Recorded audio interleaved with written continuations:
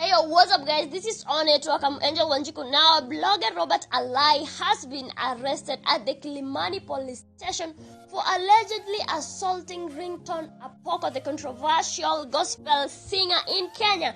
Now, on a video that has been circulating online, the two went on at each other with Ringtone standing on his car, juu ya gari yake, and also moving forward to stepping on Robert Alai's vehicle, and he was shouting, "Kwa nini unanipiga? Kwa nini unanipiga?" And the netizens standing by seemed to be, on Ringtone's side, asking like, why is Robert Alai beating or, going on at Ringtone Apoko? Now, it is a chaos, and some people are here saying that, this is just a stunt, and Ringtone is going to release a song soon after this.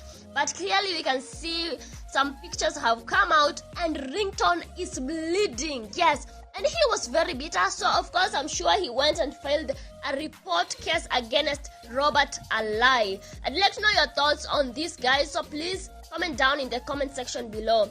Don't forget to like, share, comment, and subscribe to my YouTube channel. As always, giving up should never be an option. Bye.